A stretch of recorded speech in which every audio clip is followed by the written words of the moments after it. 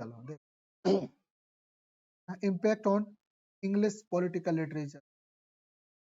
सत्याग्रह का सत्याग्रह जो है वो इंग्लिश मतलब इंग्लिश पॉलिटिकल लिटरेचर पे सत्याग्रह का क्या प्रभाव है।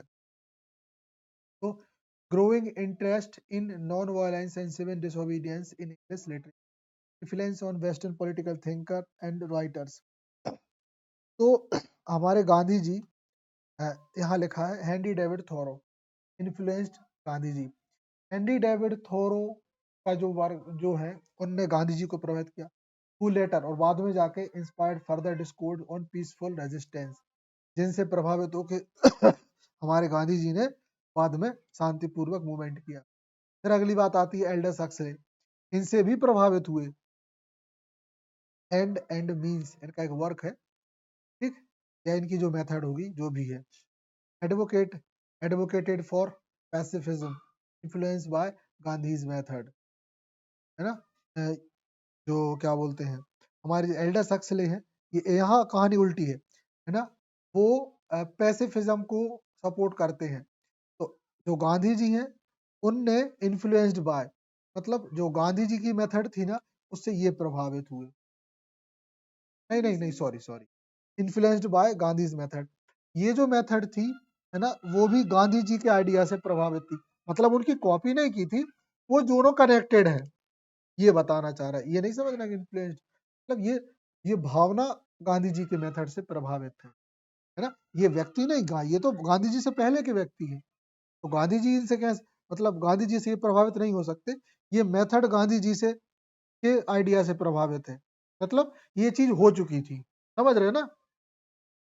चलो फिर देखें जॉर्ज ऑरवेल, इनके पॉलिटिकल ऐसे critiqued and analysed Gandhi's philosophy. तो ये जो क्या बोलते हैं तो गांधी जी को जो फिलॉसफी है उनने गांधी जी की फिलॉसफी ने जॉर्ज ऑरवेल के पॉलिटिकल एसेज को उनको एनालाइज किया और क्रिटिसाइज भी किया। और क्रिटिसाइज करने का मतलब बेइज्जती करना नहीं होता, वो अच्छे से वो करना, अच्छाइयाँ बुराइयां देखना। जैसे मान लो किसी ने कोई काम किया, काम में सुधार हो जाता है, क्रिटिसाइज करने से उसमें सुधार होता है। गांधी जी ने वो की, ठीक। तो 3 इंग्लिश राइटर थे जिनसे गांधी जी प्रभावित थे, ठीक। अच्छा यही होता है जब आप दूसरी भाषाओं को जानते हो तो आप वक्त से पहले ज्यादा दूर की इंफॉर्मेशन जान ले, क्योंकि देखो बिल्कुल। तो हमारे इमर्सन और ये दोनों एकदम मतलब कंटेम्प्रेरी थे ना। कहीं हमें टकराएंगे, अभी भी तो है शायद ही इनका कोई टकराएंगे। तुम लोग तो इनके अच्छे खासे परिचित हो गए हो तो फटाक से देखेंगे तो समझ जाओगे कि कौन से परिवार से बिलोंग करते हैं और कहाँ से हैं, है ना।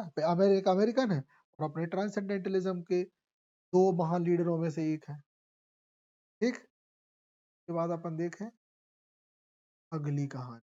अब बात करते हैं George Orwell's view on Gandhi, है ना। जॉर्ज ऑरवेल के का जो व्यू है वो गांधी जी पे क्या था, मतलब जॉर्ज ऑरवेल के कंटेम्प्रेरी रहे हैं। जॉर्ज ऑरवेल लास्ट का जो राइटर है ना वो कंटेम्प्रेरी रहे गांधी जी। ऑरवेल्स ऐसे reflect on Gandhi, reflection on Gandhi, balance critic of Gandhi's life and philosophy. मतलब ऑरवेल ने भी उनको क्रिटिक गांधी जी को क्रिटिसाइज किया है। Acknowledge of power and non violence resistance. ऊपर हमने देखा कि गांधी जी ने उनकी फिलोसफी को वो किया और यहाँ पे इनने भी गांधी जी की फिलोसफी को क्रिटिसाइज किया। कोगलू करी उनने नहीं करी, दोनों का चल रहा है काम, ठीक। Acknowledge the power of non violence resistance but question it's applicability. Acknowledge मतलब जानना, power of non violence resistance बिना मतलब शांतिपूर्वक विरोध करना, बट क्वेश्चन इट्स एप्लीकेबिलिटी। लेकिन क्वेश्चन ये होता है कि इसकी एप्लीकेबिलिटी है ना कहाँ कहाँ अप्लाई करना है हाल सिचुएशन पे, उनको इनने जानने की कोशिश करी। सीधी बात यह है कि गांधी जी ने इंडिया में अप्लाई किया और ने सोचा क्या दूसरी जगहों पे अप्लाई किया जा सकता है ये मेथड, का जवाब ये होता है, पहले सिचुएशन समझनी, कैसे समझे। हम मान लो कर्सिव राइटिंग लिखल किसके सामने, कोई फिफ्थ से फिफ्थ के बच्चे के, हम कहें नहीं इंग्लिश ऐसे ही लिखते हैं, वहाँ पे हमें आई हमारे सामने हम पीएचडी की थीसिस ला के पटक, तुम कहोगी पहली बात तो ये है का चीज ना, दिमाग खराब। तो ये कहानी है, जॉर्ज ऑरवेल ने यही रियलाइज किया, क्या गांधी जी की फिलॉसफी सभी जगह पे ऑल्सो सिचुएशन। ठीक, मैं देख लें ऑरवेल्स की आर्गुमेंट। अब इनने कछु कहा भी, Gandhi's strike moral code was admirable but difficult for ordinary people to follow. सही है, गांधी जी का जो तरीका था वो एडमायरेबल तो था, मतलब मानने योग्य तो था, मगर नॉर्मल लोगों को फॉलो करना बड़ा कठिन था। तुम तो भैया गांधी हो, सही से थोड़ा बहुत भी था तुम्हारे, आम आदमी को खाने से फुर्सत नहीं मिलती, कमाने से क्या ही आंदोलन करेगा और क्या ही सुटेगा, सुटता ही रहेगा तो वो बेचारा खाएगा क्या और कमाएगा क्या। सही है, इस चीज का तुमको आंसर मिलेगा एक जगह पे, शानदार जगह, उसका नाम है टेंथ की एनसीईआरटी बुक का हिस्ट्री का चैप्टर नंबर 2।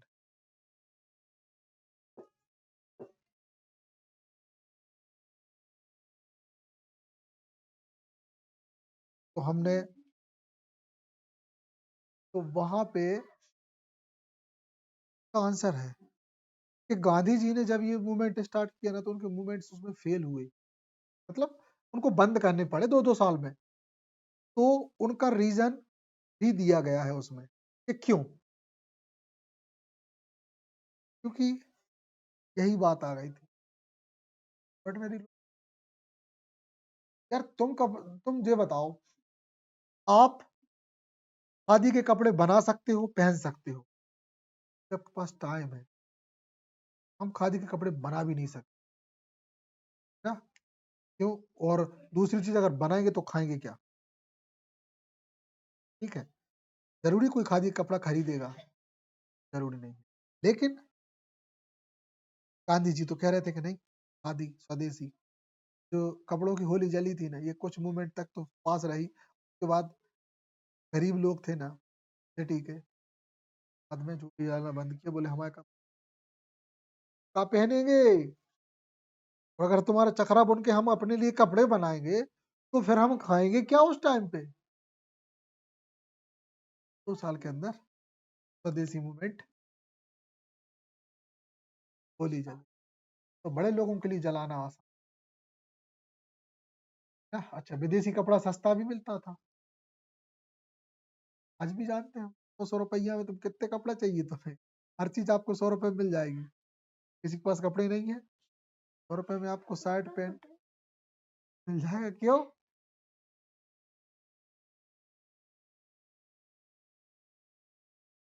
ये 100 और ये 100 हम खुद पहने हैं,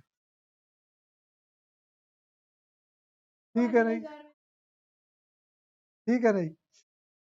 हम बिल्कुल भी, सुनो, घर पे हम बिल्कुल भी महंगा कपड़ा नहीं पहनते, बिल्कुल भी एक्सपेंसिव कपड़ा नहीं पहनते। हम कपड़ा पहनते हैं सिचुएशन के अकॉर्डिंग और लोगों के अकॉर्डिंग। हमें जैसे लोगों के सामने जाना है ना, हम उसके हिसाब से कपड़ा पहनेंगे, ताकि सामने वाले के सामने ना तो हम ऑड लगे और उसको भी थोड़ा सा ऑड ना लगे कि वो हमसे बात करने में हिचकिचा। समझ गए? जैसे हम एक बहुत सिंपल सी बात बताते हैं, जब स्कूल में स्टूडेंट्स को पढ़ाने जाएंगे तो फॉर्मल ड्रेस होगी। अभी हम क्लासेस नहीं ले रहे हैं तो हमारा ड्रेस सेंस चेंज हो गया, हम कंफर्ट वाले लेते ताकि हम ज्यादा देर बैठ पाए, क्योंकि हमें वहां जाके बैठ नहीं है ना? तो हम अ, एकदम कंफर्ट वाले कपड़े पहन के जाते हैं, जूते पहन के नहीं जाते, हम चप्पलें या मतलब जो सैंडल्स है वो पहन के। ये होता है सिचुएशन के अकॉर्डिंग। कपड़ों का चुनाव, क्योंकि आपको कंफर्ट होना चाहिए और सामने वालों को। ये छोटी-छोटी चीज़ें हैं, ये आपको पर्सनैलिटी डेवलपमेंट की जो क्लासेस होती हैं। हाँ, हाँ, बिल्कुल।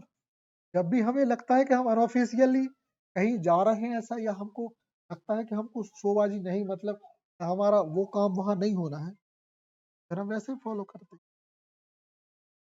ये हम लोगों को सिखाई गई थी कि पहले माहौल को ऑब्जर्व करो, पहले करो कि तुम आखिर वहाँ पहन के क्या जा रहे हो, समझ गए? इस सिचुएशन के अकॉर्डिंग आप पहन के जाओगे ना, तो हमेशा वहाँ जचोगे, अच्छे लगोगे, मतलब उस अब जैसे कि हम तुम्हारे यहाँ बैठे, हम सूट-बूट पे सज बज के बैठ जाएँ, हो गया ना कौआ, है ना? समझ गए? तो ये स्टोरी है। जहाँ जैसा हो वैसा बनो। घर पे तो अपन ₹10 के ₹20 के कपड़ों में, कोई देखने वाला नहीं, कोई कहने वाला नहीं, क्या दिक्कत है? ठीक? तो ये हो गया, जल्दी हो जाए वो। कहाँ से?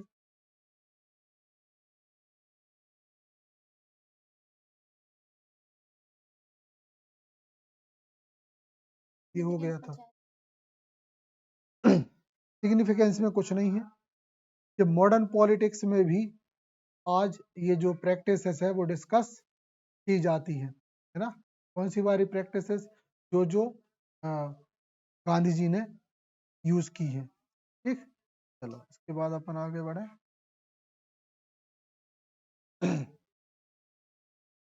सत्याग्रह and post colonial literature, writing हु, हाँ, अभी जो पोस्ट कॉलोनियल राइटर है, पोस्ट कॉलोनियल मतलब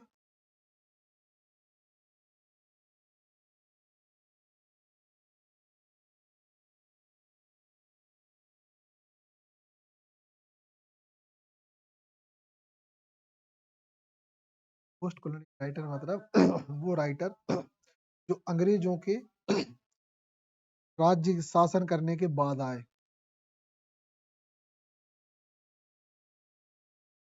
राइटर, पोस्ट कॉलोनियल मतलब अंग्रेजों के बाद राइटर आए वो पोस्ट कॉलोनियल। ठीक, जैसे हमारे एम आर आनंद, इनका अनटचेबल पता है, सोशल जस्टिस पे, है ना, और नॉन वायलेंस के भी उसमें अंश है। फिर राजा राव कांतापुरा देख चुके हो, शानदार वर्क। फिर, है ना, क्या पढ़े हुए, है ना, है ना, हाँ हाँ, उगी बात हो, देखो क्या है भाई उसको,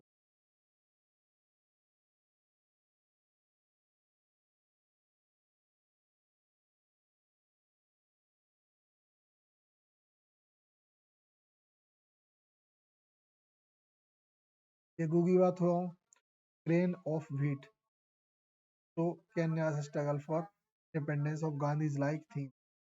हाँ, जो केन्या है ना, बहुत फेमस राइटर है ये। जैसे नाइजीरियन राइटर हमारे चिनुआ अचेबे, वो फेमस है ना, गुगी बाथियों, ऐसे 2-3 राइटर और हैं। हाँ, एक और है नूरुद्दीन फेरा, वो बहुत फेमस है, नूरुद्दीन फेरा, एक राइटर है। हम मुस्लिम है, लेकिन स्पेशली वो जाने जाते हैं अपनी ट्रिलॉजी के लिए, क्योंकि हमने किताबें देखी थी, ट्रिलॉजी थी, एक ट्रिलॉजी 2-2 हज़ार की मिल, मतलब 3 बुकों का सेट, तीनों बुकों में जो कैरेक्टर्स है ना वो एक दूसरे से कनेक्ट रहेंगे, थीम उनकी मिलेगी, तो वो कहलाती है ट्रिलॉजी। एक दूसरे के पार्ट नहीं होंगे वो, लेकिन वो कनेक्ट रहेंगे। एक 2-2 हज़ार की थी, एक कुछ 3 हज़ार की, एक कुछ 6 हज़ार की, बहुत महंगी महंगी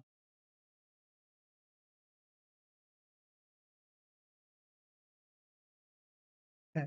फिर theme in post colonial struggle literature, the struggle of self rule, स्वशासन, रेजिस्टेंस ऑफ कॉलोनियल ऑपरेशन, तो अंग्रेज लोग जो ऑपरेशन जो हमको दबा रहे थे का विरोध। The role of collective action in achieving.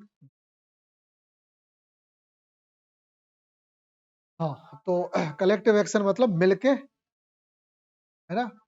हाँ, और अपना न्याय प्राप्त करना। ठीक। फिर टेंशन ग्लोबल प्रोटेस्ट, इनमें क्या क्या समझ में आया? अब आ जाओ, हम बता देते हैं।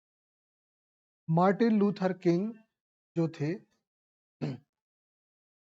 पहले तो इस कॉन्टेक्स्ट में देख लो, influence on global post protest literature, मतलब पूरी दुनिया में जो प्रोटेस्ट के लिटरेचर है ना, उनकी अब बात करें तो Martin Luther king protest literature के एक खास पॉइंट है। क्या थे, क्या खास है वो, ये समझो। जो प्रोटेस्टेंट थे ना, कैथोलिक प्रोटेस्टेंट, उस मूवमेंट को इनने ही ताकत दी थी। आज दुनिया में जितने प्रोटेस्टेंट हैं वो इनके मेहनत की वजह से हैं। समझ गए ना? ये तो क्रिश्चियनिटी में पहले एक ही लाइन थी, एक ही लिनेज थी, वो थी कैथोलिक, की वजह से प्रोटेस्टेंट, मतलब इनका बहुत बड़ा रोल था। ठीक। और दूसरा है American civil right movement. America में जो सिविल राइट्स लोगों ने को मिले ना, उसमें गांधी की फिलॉसफी का इम्पोर्टेंट रोल है। और गांधी की फिलॉसफी मतलब गांधी जी की जो फिलॉसफी यूज कर रहे थे वो थोरो भी यूज कर रहे थे, वो philosophy.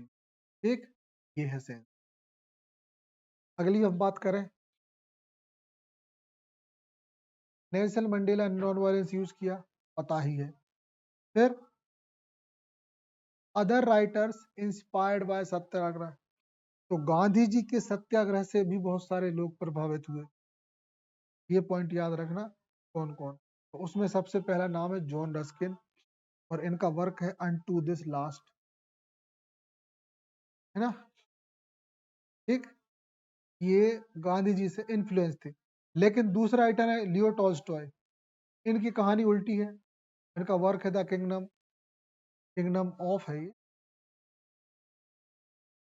Kingdom of God is with in you, inspired Gandhi's non violence. तो जो लियो टॉल्स्टॉय का जो वर्क है, ये गांधी जी से प्रभावित था। और एक बात बता दें, ये भी गांधी के कंटेम्पररी थे। गांधी जी इनसे भी प्रभावित थे, गांधी जी इनको पढ़ते थे, फिर इनने बाद में गांधी को भी पढ़ा कि नहीं, सद्दू तुम में बात। समझदार लोग ऐसे ही होते हैं, एक दूसरे को पढ़ते हैं, उनके आइडिया जानते हैं, जो अच्छा लगता है यूज करते हैं। गांधी जी बहुत पसंद करते थे लियो टॉल्स्टॉय को। लिटरेचर में भी बहुत सारे वर्क हैं इनके। और एक कहानी तो हम लोग को हमने सुनाई है, तो याद आ जाएगी बहुत अच्छे से, 2-3 बार अपनी।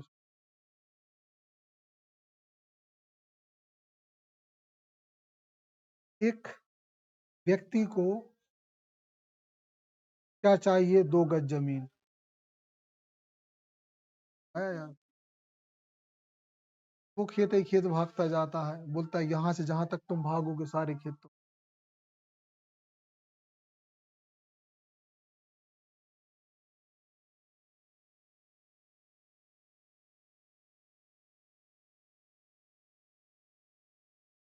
है लिटरेचर का एलॉय लियो टॉल्स्टॉय।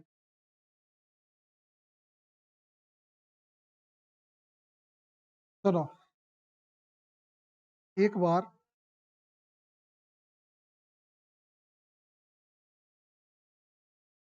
हाँ, एक व्यक्ति होता है, मतलब एक अमीर व्यक्ति होता है, एक दूसरे व्यक्ति से बोलता है कि ये जो खेत देख रहे हो, कहानी आधी अधूरी सुना रहा, पूरी नहीं सुना रहा, ये पूरी जमीन में तुम्हें देना चाहता हूँ, फिर मेरी एक शर्त है। नहीं यार, ये ऐसा नहीं है। वो व्यक्ति कुछ काम बोलता है, एक शर्त रखता है और उसके एवज में बोलता है कि मैं तुम्हें जमीन दूंगा जितनी तुम चाहोगे। तो जो एक किंग होता है और जो दूसरा जो व्यक्ति होता है ना, दूसरा वो व्यक्ति वो काम कर देता है ना। और जो किंग होता है ना, बोलता है कि ठीक है, अपनी शर्त तुम्हें पूरा करता हूँ, तुमने मेरा काम कर दिया, तुम्हारा करूँ। तो उससे बोलता है अभी सुबह है, शाम तक तुम जितने चलोगे, जहां तक तुम जाओ, वो सारी जमीन में तुम्हें दे दूंगा। वो व्यक्ति चलता है,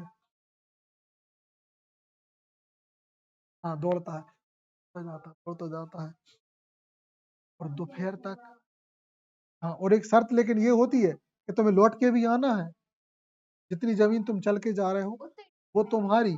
हाँ और शाम होते तक तुम्हें मेरे पास लौट के भी आना है। तो जहां तक तुम छू के आओगे ना, वहां तक की पूरी जमीन तुम्हारी। वो व्यक्ति चलता जाता है, लालच लालच में बहुत आगे निकल जाता है, कई किलोमीटर। फिर क्या होता है, जब वो शाम को लौटता हुआ होता है, तो आते आते राजा से मात्र वो 20 कदम पीछे गिर जाता है।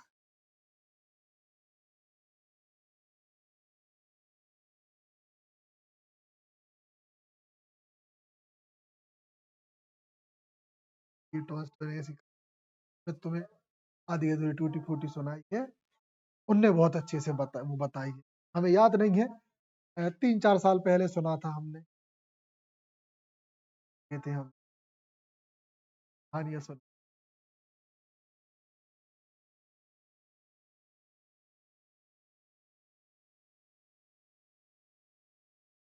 सर्च कर लेना, लियो टॉल्स्टॉय फेमस स्टोरी। ये है, कोई व्यक्ति नहीं है, ठीक। Relevance of Satyagraha in modern days, आज भी सत्याग्रह की जो इम्पोर्टेंस है हम जानते ही हैं। अरुंधति रॉय के the ministers of utmost happiness में मिलेगा आपको। फिर मलाला यूसुफजई, जानते ही हो, आई एम मलाला।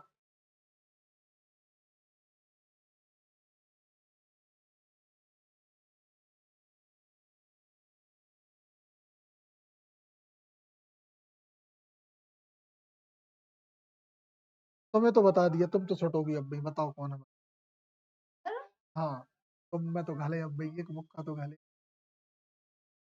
भाई देखो, कुछ लगभग 8-10 दिन पहले बात हुई थी, नहीं मतलब महीना पहले हो गई, कुछ दिन पहले।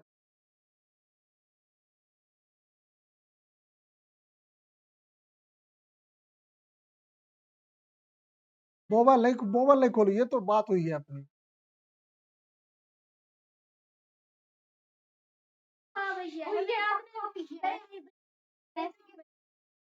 इसलिए तो हुई है, लेकिन हमें याद नहीं, तुम शायद अब तुम भी घेरे में जाओ, अगर तुमने कहा कि हाँ हाँ याद आ गया।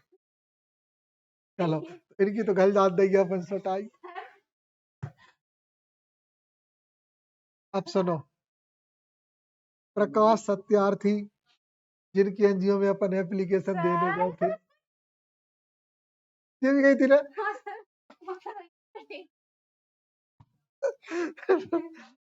कह रहे थे ना, अपन वहां गए थे, प्रकाश सत्यार्थी, उन्हीं के साथ तो इनको नोबेल अवार्ड मिला था भाई। कितनी क्यों, इनके बारे में भी बताया हमने कि उन दोनों को साथ में तो नोबेल अवार्ड मिला था। उनका आंदोलन था बचपन बचाओ मूवमेंट, जिसके लिए अपन लोग रिज्यूम देने गए थे, रिप्लाई नहीं आया। नहीं, उनकी जो है ना वो अभी स्टॉप हो गया अपने यहाँ पे, इसलिए दूसरे डिस्ट्रिक्ट में चल रहा है, एनजीओ है वो तो। ठीक, ओके। तो ये हो गया, है ना, modern theme in modern political writing. तो ये कुछ थीम चलती है, social justice, human right, environment activism, ये सब कुछ चलता है। आज के हमारे इसमें last conclusion, satyagraha enduring legacy in literature and politics, continue relevance struggle against justice. Satyagraha हमेशा अन्याय के खिलाफ एक अन्याय के खिलाफ मतलब रहेगा, जब तक अन्याय रहेगा तो उसके अगेंस्ट ये चीजें चलती रहेंगी, ये उससे रिलेटेड रहेगा।